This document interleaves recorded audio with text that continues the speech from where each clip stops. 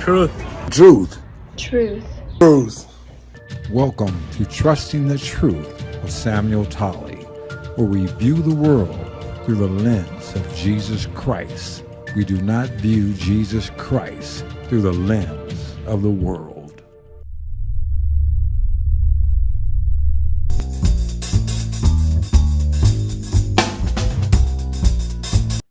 Yeah, and it's amazing that people can't see what's going on, or they're not looking, or I find it fascinating. Like I said, let me get this thing where I want it. Okay. Now, I want to try to get a little bit more of your stuff. The Republican Party seeks equality for every American based on sound economics and social policies and constitutional principles. The Democrat Party wants to suppress constitutional principles and our values, especially our Christian values, which we touched on. They do not. They do this by promoting abortion, LGBTQ, and transgender mutilation among our communities, as well as other important values. And that's one of the reasons I've asked on many occasions how you could be a Democrat and a Christian at the same time. Democrats use stealth motives to accomplish their goals. Most blacks don't recognize that they are being duped because they have never been exposed to the principles that will lead them to success. Those principles are the backbone of Republican parties. Why don't you touch on that for a second? Yeah, they are. So here's the problem. In the black community, and both of us can attest to this, when I grew up, I was never taught by my mother that the Democratic Party was a demonic party. I was always taught that, hey, this is a quote, and a direct quote that you'll hear from a lot of our relatives, is that the reason why I vote for a Democrat is because they do more for us. And I'm going, say what? Do more? I said, they promise more, but they never fulfill those promises. They put it out there that they're going to do more, but they never accomplish those goals because they like to dangle carrots and have you chase those carrots, but they never want you to catch those carrots because they're on a pole and a fishing line. They're sitting on the back bumper or the back tailgate of a pickup truck, and they've got you chasing that like the hare chasing a rabbit that you can never catch. And they continue to do this throughout history, throughout time, because they never intend for you to catch up with what they promise, because they never intend to give you any of those promises, because they always want to keep you dependent. So that's what that's all about. Let me jump in there real quick. It reminds me of when I met with this black pastor. And he acknowledged all the evil stuff that the Democrat Party was doing. But he said, I have to do what's best for my people. And that lines of what you said, as far as what he expect them to do for people. But what it told me immediately, which he didn't see, is that he had more faith in the Democrat Party than the God he claimed he served. And not only that, but what is best for your people? Sometimes I would ask people this. I try to get it in. They never answer it. Is it best for your people to be on welfare? Is it best for your people to live in the projects, such as Cabrini Green, such as the projects in Chicago, where there's nothing but single-family homes, crime, where there's people living on stipends from the government and told that the women are told that you have more and more children, and we'll give you more and more money to have those children, but we don't want you to have a father figure in the home? Is it worth you chasing those things and putting yourself in a position where you're totally and completely dependent upon the government? I just had a gentleman the other day tell me, says, I look at the internet every day, and I look at other things every day, and I try to find any kind of stipend or any kind of benefit that I can get, even if I have to lie to do so. And that's all he does all day long. All day long, spends 24/7, won't work, won't go out and look for a job. But he says, I can get all this stuff for free, so why should I? And then we see these videos on the internet all the time about these immigrants who come to America, and they're promised from the past administrations and from those who are still embedded in our government by the Democrat Party that we're going to give you free housing, we're going to give you food stamps, we're going to give you all that you need to exist. And then we see what the outcome of that is. We see that in Minnesota and some other states and societies and communities around America where you have billions and billions of dollars are being squandered. And guess who pays for this? We have to. I tell people all the time, especially my relatives, all of this that goes on is not free. Somebody's got to pay for it. And if you got relatives working, if your wife works, if you work, or if you don't work, it still comes out of your pocket because even what you get from the government, you've got to pay taxes on that. So that's less than what you're going to get. And you're giving it to someone who never earned anything, never put a penny into these tax-paying or funded programs, and they're squandering it away and laughing all the way to the bank.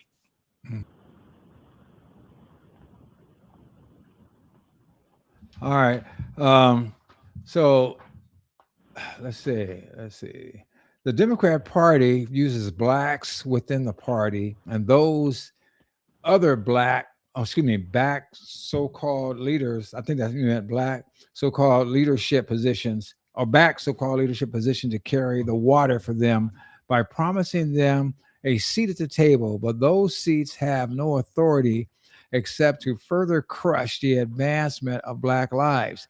They use those seats to further suppress the people that they are supposed to be looking out for. This reminds me of the now recently deceased Jesse Jackson, who was supposedly always looking out for black people.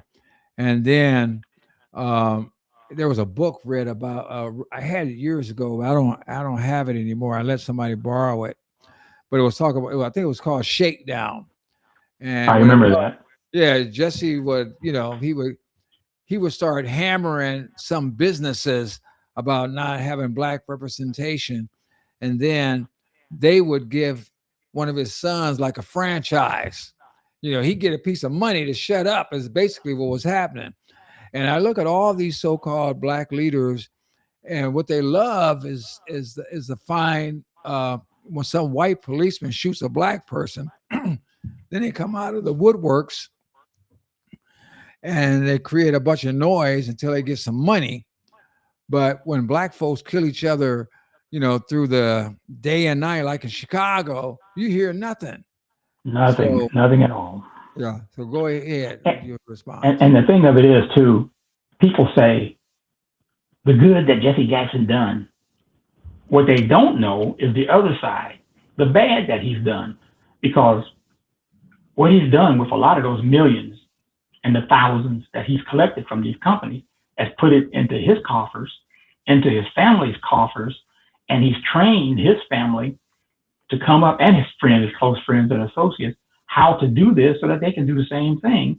But they never put but a smidget of the money back into the black community. And here you got black people out there praising him like he's the god of society for doing good when he hasn't really done anything. But they don't slow down enough to realize that that's what's going on. And the same thing happened with other so-called civil rights leaders. You had that preacher down in North Carolina, who I call Baby Huey. He did the same thing, and then you have others around the country that are doing the exact same thing. They shake down these companies. You got these so-called civil rights attorneys who go around, like you said, looking for every little thing that white people do. But at the same time, you have people in the black community shooting one another, robbing one another, raping one another, stealing from one another, but nothing is ever said. And the reason why is because they don't care. They don't care about that. All they care about, and one of the reasons why they don't care is they realize that they're not going to get any financial incentive from the black community. They're only going to get it from the white community. Yeah, it's amazing. For me, when I look back at my life, all my whole life, growing up and as I got older, like you said, we're supposed to be a Democrat, supposed to look for the Democrat Party to help us. And outside of welfare and keeping you dependent, I didn't see the help. My life did not grow and get better until I decided to get off of that big, gigantic government mammary gland. Not allowing that. I mean, I grew up in the welfare system, and in all honesty, I have to give my father responsibility for not being responsible.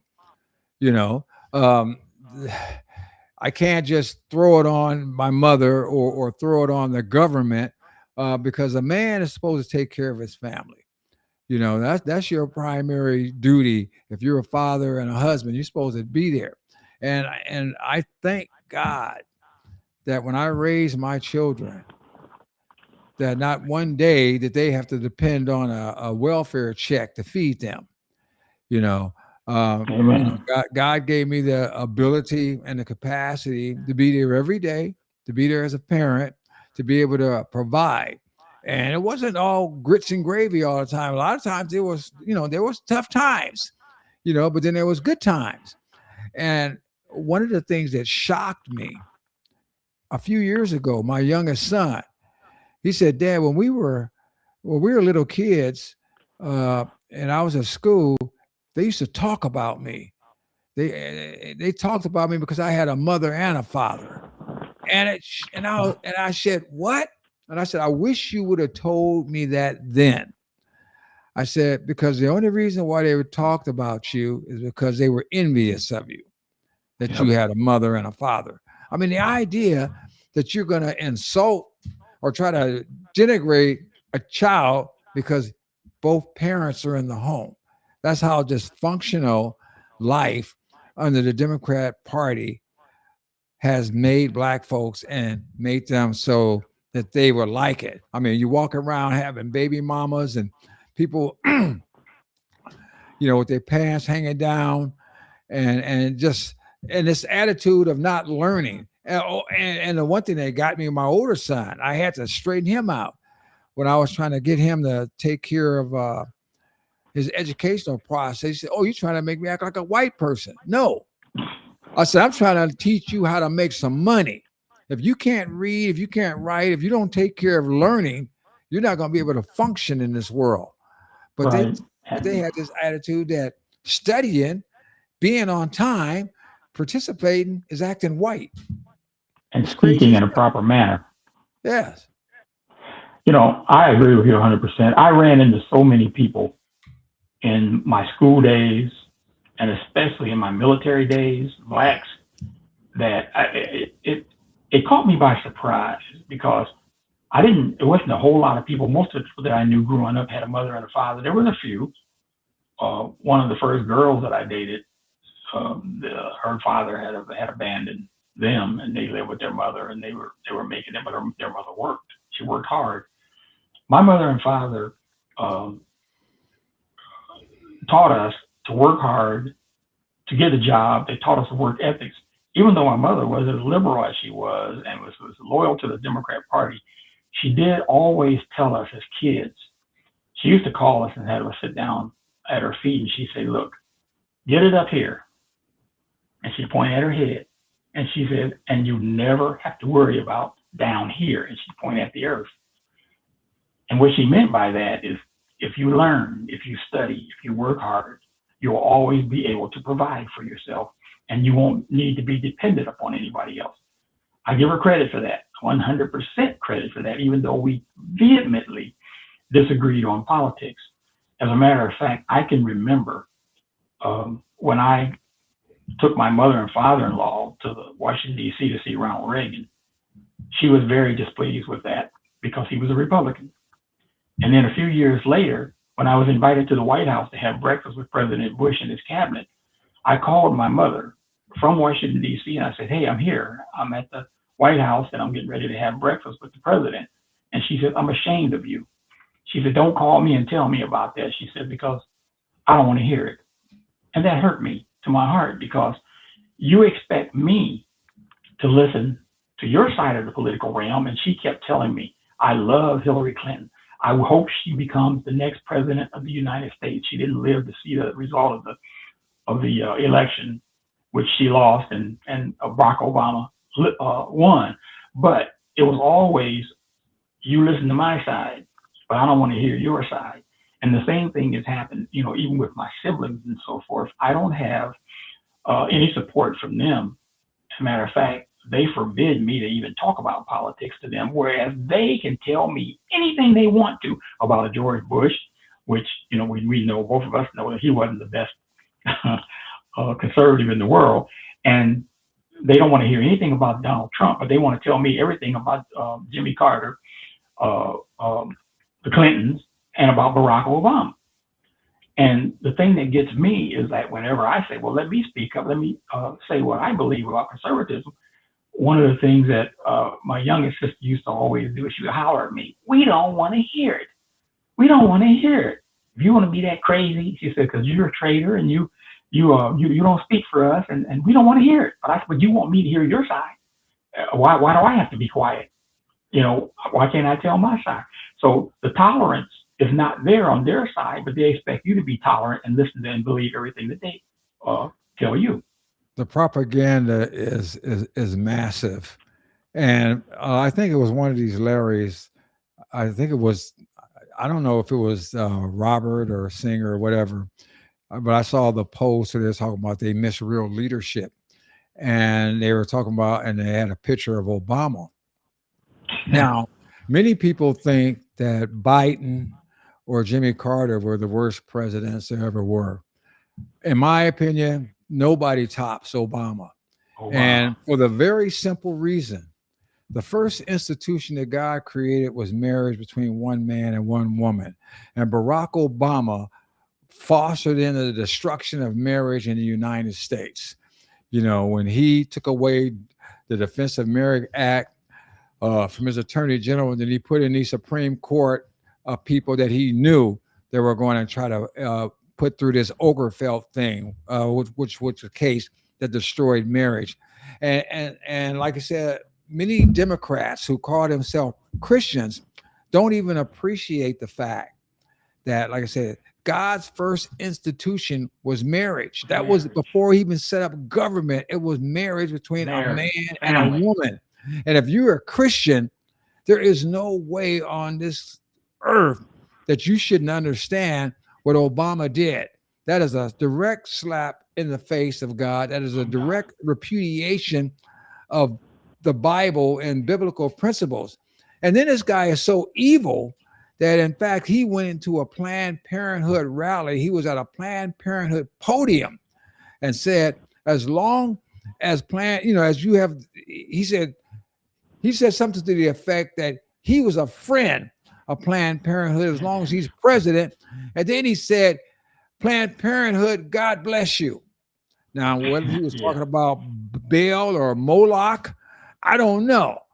But this is the same guy that claimed when he was running for president that he was a Christian and that he believed in marriage between one man and one woman and God's in the mix, which his chief of staff said that he was lying all the time, because at that time he knew that he couldn't get get elected unless he supported marriage. And these so-called Black Christian Democrats never have held him accountable to any of that. And but yet they want to jump all over Trump for anything that he does. Right. And Trump has done nothing. If anything, Trump has defended Christianity. He's this guy has been a defender of the faith, religious rights. That's right. And what's even amazing to me also is these people. Now, I've never been one for reality TV. I never watched The Apprentice, but I think he had the show for like 11 years, and it was a top-rated show. And I bet 90% of these Democrats used to watch that. And I know they loved Trump when he was out there hanging out with rappers and he was out there chasing women and doing all that stuff. But all of a sudden, when he decided he's going to run as a Republican for president, that he's the monster. He's a demon from hell, like the past never existed. I find it fascinating. Yeah. All of a sudden, he's not like them, like they claimed Bill Clinton. He's like one of us, man. I feel good with Bill Clinton because he was like one of us, man. He's soul brother. And here's the thing, too. Obama when he became president, he went around bragging all the time about how he wanted to discredit the Beatitudes in the Bible, how he wanted to make Christians look like fools, throughout the Bible. What do you want me to do first? Take this one which says XXX by God, by Jesus, or this one here. I can, he deliberately tried to miscredit and discredit the word of God, and nobody did a thing but laugh about it. And then he goes overseas into these Muslim countries and so forth and bow down before these guys, knowing all along that they had the same goal that he has, because he claimed to be pseudo one of them, and that is to destroy American society and the free world in general worldwide. Oh yeah. He's the guy that put in that transgender bathroom in the White House and also lit the White House up in rainbow colors. I mean, he was Joe before Joe showed up and just went completely nuts with the transgender person out there showing these fake breasts on the White House lawn and everything else. But I mean, like I said, I've been asking Democrats, show me why, particularly Democrat Christians, why I should vote Democrat. He said the Democrats, now that they have a captive black voting bloc and following because of their success in brainwashing and propagandizing blacks to believe that they are the party that looks out for them, nothing could be further from the truth. They demonize the Republican Party for not caring for blacks, but in reality, that is not true. But we must realize that no political party is going to dedicate their efforts trying to convince a group if that group automatically assumes that they have no interest in them. Blacks are a loyal voting bloc for the Democrat Party. Your response? My response to that is absolutely correct. Because of what happened through way back in the days after slavery, when they infiltrated the church and had these black preachers and pastors take over the communities, brainwash the people and tell them that this is the way you should go. Ever since then, the church has been used, and these pastors, quote unquote, have been used as the power of authority over the black communities. And that's how people like the Sharptons and the Jesse Jacksons and others have become powerful figures within the black community, and people look up to them so well.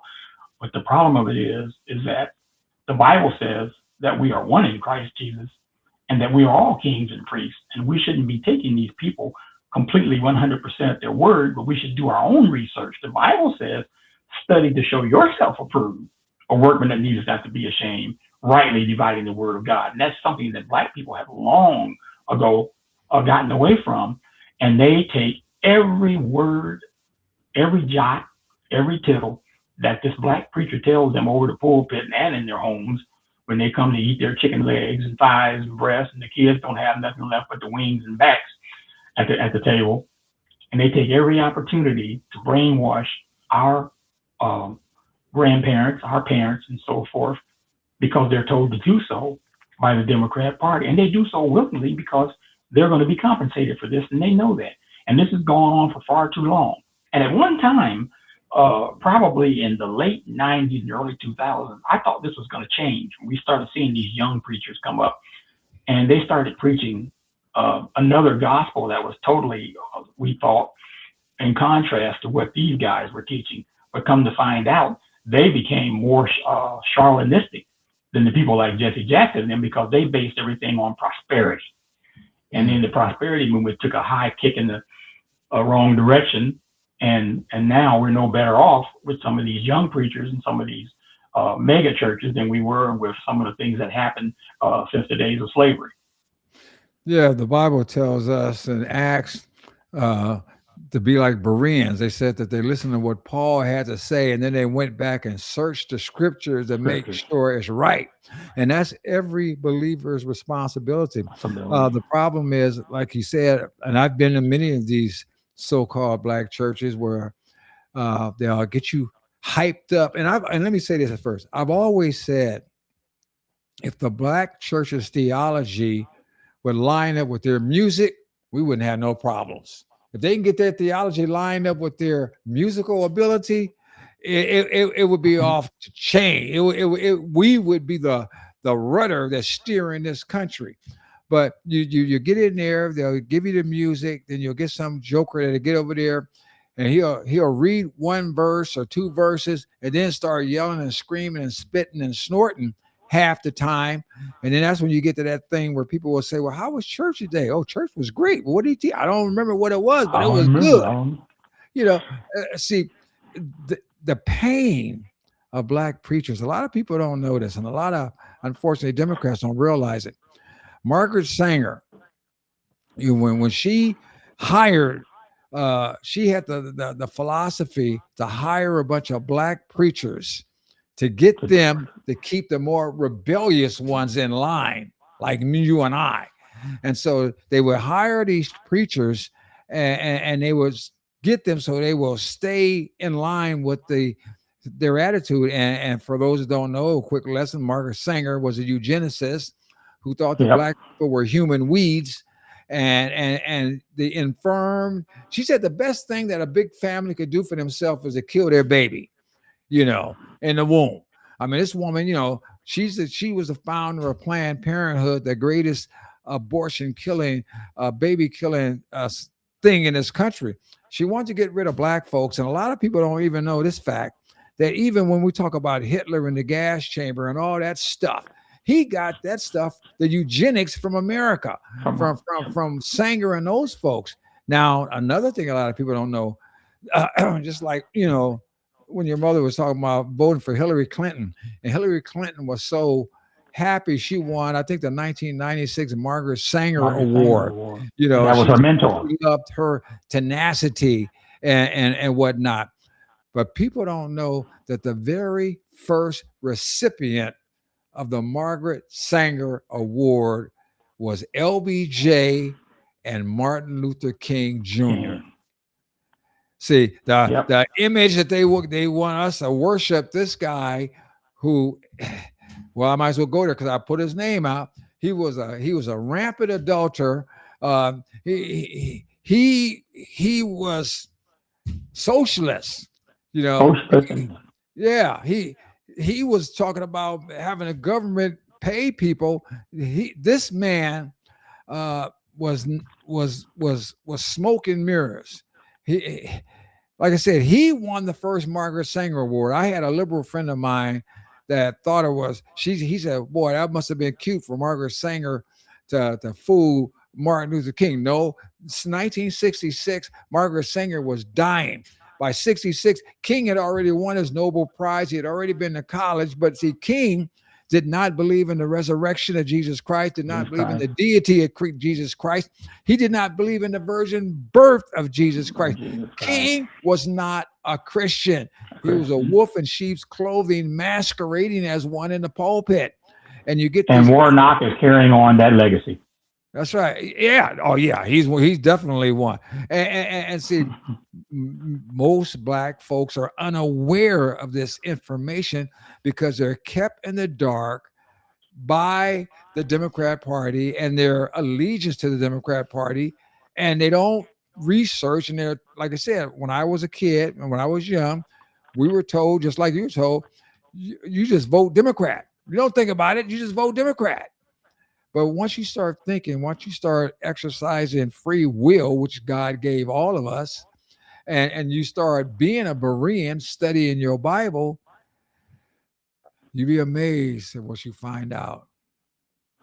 Absolutely right. And that's one of the reasons why in the next paragraph is what I wrote, which says what black Republican candidates and representatives have to do is to overcome stereotypes and false statements that have been made common since the days of slavery and Jim Crow by the Democrat Party. So blacks must also seriously consider the track record of the Democrat Party. Unfulfilled promises. That track record fails miserably. Even though the Democrats have more black faces, they are the faces of degenerated and socialist principles that do harm rather than help to better the future of blacks. All one has to do is compare statistics, which many blacks fail to do. And the reason why they fail to do it because when you tell them these statistics, the first thing that they want to do is deny them because they've been told otherwise by their so-called leaders. And a lot of them don't want to face the facts. You know, it's just like we saw at the funeral of Jesse Jackson a few weeks ago when they wanted to make an angel out of a man who really in reality was a dark angel. And nobody in the black community wants to see their leaders, their so-called leaders that they've built up to be so great, become demons, you know. And, you know, in the human sense, one can understand that, but also in reality, this is not what God asked us to do. He asked us, and he told us that ye shall know the truth, and the truth shall make you free, not by lying and making something out of someone that they're not. You get more from telling the truth about somebody and opening that up and then starting them afresh than you would by trying to make an angel out of a demon. You know, when I was in my working years, I used to work with these prominent black people in Los Angeles. And this one lady that worked in this business, she loved Jesse Jackson. When he'd come to town, she'd make sure that all his needs were taken care of. So when she died, they flew in Jesse Jackson to do her funeral.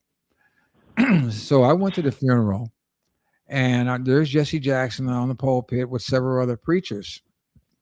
And during his eulogy, he said that he basically said that she worked so hard, she earned her way into heaven. Now I'm sitting here and I'm listening to this, and I'm waiting on him to clarify, which he never did. And I'm waiting on some other preacher to clarify, which they never did. Because the Bible is clear in Ephesians. He said, you are saved by grace, not works, lest anyone should boast. There ain't no such thing as earning your way into heaven. And any minister of the gospel was supposed to know that. Now, he could have said, if you could have earned your way into heaven, she surely would have. But it was by the grace of God that she's in there. He didn't do that. And so I'm saying, you know, I'm sitting here and I'm thinking to myself, does anybody else see what I'm saying? Does anybody in this place read their Bible? Does anybody believe in? And these ministers, somebody could have got up there and tried to clean it up for them, but nobody did. And you know, the biggest problem with that is in most black churches, they teach Ephesians 2:8 and 9, but they then turn around and teach the other scriptures, which says that you have to work out your salvation. And they pollute the gospel of grace and turn it into law, which Paul so vehemently opposed in the book of Galatians. And it's really sad.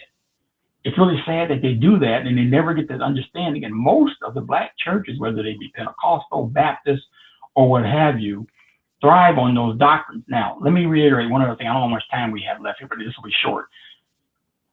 Being that my uncle was a prominent bishop within the church, I got a chance, because I was his nephew, to drive him to a lot of events, meetings, closed events that were not open to the public. And I got a chance to hear and see a lot of things behind closed doors that the average person will never get to see and never get to hear. And my uncle knew Jesse Jackson pretty well. And he used to tell me all the time things about Jesse Jackson and how crooked he was, and he didn't agree with him and so forth, because my uncle, he tried to live a holy life, even though he had some misunderstandings of theology too, which he basically was one who basically somewhat mixed law and grace. He mixed it, law and grace, and he mixed grace with works. But he did have enough sense to know that people like Jesse Jackson and the people that he hung out with were dead wrong. And I got a chance to meet not only some of his friends and some of the associates that Jesse Jackson hung out with, but I got a chance to hear some statements that came out of their mouths and by other people who were even in higher jurisdictional positions in the church than my uncle. And I'll never forget some of the statements that they made about what we have to do in order to keep our people in line. And And one of the things that one of the board members made from this particular denomination was, gentlemen, we have to face it.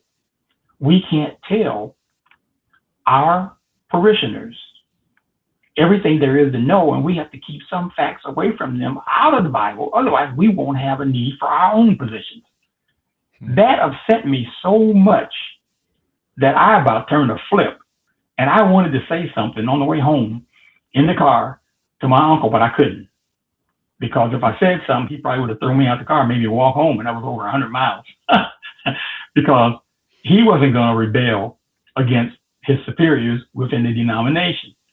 But I eventually got a chance to talk to him about some of these things, and talk to my aunt and his wife about a lot of these things. And of course, they vehemently opposed me, and we had a big falling out. And eventually, I left the church, his church, and the denomination. And I refused to ever go back into that denomination again in my life, because the leadership has become even worse in that denomination now. But this is the stuff that goes on. I mean, I have talked to people within that denomination, and you're right. They don't know the difference between law. They don't know the difference between grace. And they think that these people that line themselves with the Democratic Party because they're their leaders are basically helping them and telling them the truth. And basically, they're destroying their lives and leading them into the gates of perdition. Well, we're almost done with your response. Let's get back to it. He said, blacks have typically not voted for Republican or conservative candidates based on misconceptions and a lack of proper assessment of the principles that made America a nation. Black leaders have attempted to split our society into divisive groups based on jealousy and racial hatred. Black conservatives want to bring all Americans together and work toward common goals. That is how America can remain strong.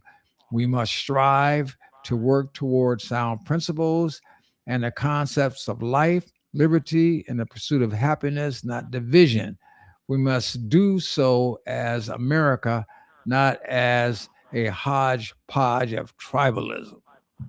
As one America. Oh, one America. Go ahead. And that is absolutely true, because as long as you have division, you'll never have unity. But that's the goal of Democrat socialism, progressivism, is divide and conquer. The only way that they can tear down this nation and change us, as Obama said, fundamentally change America, is through division, through confusion, and through ignorance of the populace. As long as the populace remains ignorant, you can control them. As long as they're uneducated, you can control them, because education is power. So one of the things that black people must do, and one of the things that I think black conservatives and the Republican Party, regardless of what nationality you are, is to strive on teaching true principles and explaining them in a manner that can be easily understood and easily used and accepted by not only the black community, but all communities throughout the United States, so that we can still continue to be the great country that we were formed to be by our founding fathers. Yeah, and I agree with you. And I believe the goal is to keep division. If you keep division, then you keep your job. And I think it was Carter Woodson, and also I think Booker T. Washington made statements similar, that there's a class of people that basically they don't want black folks to get ahead. They don't want them to get straightened out, because they would lose their jobs. And I don't see other minority groups as constantly looking for the government to fix their lives, to straighten them out, as they've got the vast majority of black Americans. I don't see that. I don't see it in the news. And also, which we never did really touch on at all, I think the media, the propaganda arm of the Democrat Party, does so much damage to keep these people in line. They will tell them the news that they want them to know. I could talk to my brother in Indiana. I think you said you're in Indiana, right? What part of Indiana? Right. You're in? I'm in north east Indiana, Fort Wayne. Oh, okay, because he's in Indianapolis. I mean, there's information that I see all the time that I didn't know about that, because the local news or whatever he's watching, he doesn't get this information. He doesn't dig the look like we do. To look Yeah. past the local news or look past the ABC, NBC, CBS, CNN, Fox, or MS Now, or whoever these folks are, to try to keep you hemmed in to a certain mindset. You know, people have to look beyond that. They have to really investigate their society, and like I said, in many cases, they got black people so wound up into thinking, like you said, tribalism, to think racist, to think the white man's trying to hold me down. I always tell people, if the white man's holding you down, why don't you get out from underneath him? I mean, That's right. this is stupid, but at any rate, I think that it would be a good thing if we can get a couple of these folks to come in and share their thoughts on this. So I'm gonna bring this out to the Larrys and see what they decide to do. Like I And I said, hope they. I've made invitations for the last several years to get liberals to come on and discuss their stuff. You said you've made inquiries. I mean, if they believe in what they're saying, then they should do it. And I hope they respond, because I've even reached out to Al Sharpton and asked to debate. I mean, he might tear me up because he knows how to propagandize, but hey, I'm still willing to do it because I know I can throw some good points in there that people will listen to. And I'm not as slick as him, and I can't talk like him, but I'm not going to back down. And you mentioned your brother being in Indianapolis. Indianapolis is one of the most liberal areas in the state of Indiana, so I can understand that their newspapers, most of their radio stations, TV stations are propagandized. Plus, they have one of the most liberal representatives in the country, which is Andre Carson. And then up here in the northeast part of Indiana, where I live, it's a very conservative area. But guess what? Our media is so liberal. My newspaper, we used to have two newspapers here. We had one was liberal and one was conservative. The conservative newspaper got shut down and is no longer in business, but the liberal newspaper is there, and it's very hard to get your point of view across through that newspaper. And then our three networks that we have here, local affiliates with ABC, NBC, and CBS. We also have an independent station, which is a Fox station, but even they're on the borderline. So it's hard to get the message out. And especially one of our biggest TV stations here, almost every news story that they have is slanted toward wokeism and liberalism, and they use misconcepted headlines in order to get their message across. And most times people don't read anything but the headlines. And when they see those headlines misrepresenting the real true story, they jump on the bandwagon. I still don't give up. I still send in a lot of letters to the editor. I still try to get on those TV stations and do what I can. And that's one of the things that we have to do. People say, I'm going to get off social media. I'm going to not write our congressman. Our area is Democrat. I'm going to write them anyway. Because if all they get is information that helps their cause, they're going to continue with that cause. But if every once in a while they see a letter coming from the opposite direction, they're going to say, there are people out there. And especially if you can get your friends and your neighbors to do it, we can flood them and make them think that, hey, if I don't do certain things, or if I don't think about certain things, what could be the end result? I mean, I could be destroyed. I could lose an election. So that's what we have to do. We can't give up. We've got to continue to keep our shoulder to the wheel. Amen. And with that, I appreciate you coming on. Let's see if we can get a couple of these gentlemen to join us and have a rounded, respectful conversation. I don't believe in denigrating people that don't agree with me. I believe in treating people decently. I just have two basic rules: no profanity, vulgarity, and no personal attacks. People should, if they believe something, they should be able to speak it. They should be able to enunciate it clearly, and they should be able to talk about it in a way that children can eventually hear, because the children are our future, and the children are the ones that I'm laying out stuff for, because it's their future. It's not our future. We've lived it when we understand it, but we're trying to make it So they will have a place in this country that we believe is the greatest country in the world, no matter, you don't see people fighting to go to Russia or fighting to go to Cuba or Zimbabwe. They're always fighting to come to the United States. Oh, almost lost my connection there, it said.